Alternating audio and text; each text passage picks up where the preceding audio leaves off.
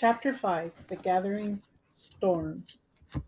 Alan and Joe stopped in the orchard by the pile of fresh dirt. You think he'll be able to do it?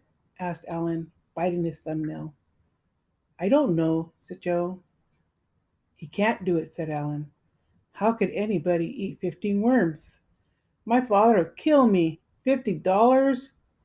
He ate that one awful easy. Forget it, said Joe. If he doesn't give him up himself, I'll figure something out. We could spike the next worm with pepper. He'd eat one piece and then another, talking to Tom. Then all of a sudden, he'd sneeze, ka-choom!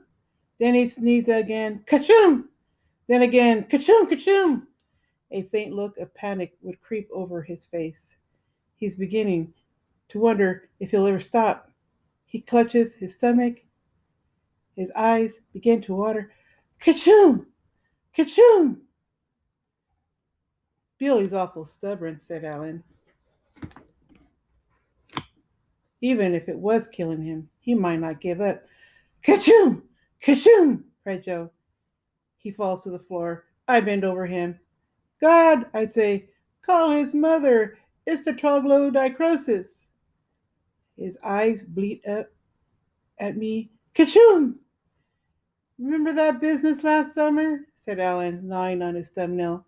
When it was 95 degrees in the shade and I dared him to put on all his winter clothes and his father's raccoon coat and his ski boots and walk up and down Main Street all afternoon? Ka-choom! Ka-choom!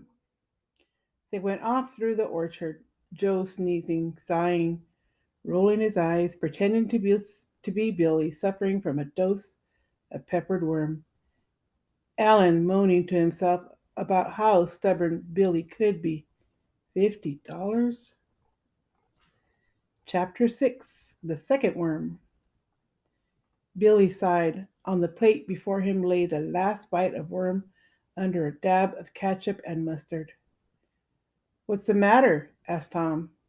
I don't know, sighed Billy. He picked up the fork again. Does it taste bad? No, said Billy wearily. I just taste ketchup and mustard mostly. But it makes me feel sort of sick, even before I eat it. Just thinking about it. He sighed again and then glanced at Joe and Ellen, talking to each other in whispers over by the window. What are you whispering about? Nothing. Then what are you whispering for? Nothing. It's not important. Just something Joe's father told him last night. What? Come on, finish up. It was nothing. We'll miss the cartoons. Billy shut his eyes and popped the last piece of worm into his mouth. Chewed, gagged, clapped his hands over his mouth, gulp, gulp, toppled backward off the orange crate, sprawling on his back in the chaff. He gazed peacefully up at the ceiling. Joe and Ellen stood over him. Open up. Billy opened his mouth. Wider. See any, Joe? Nah, he swallowed it. Let's go.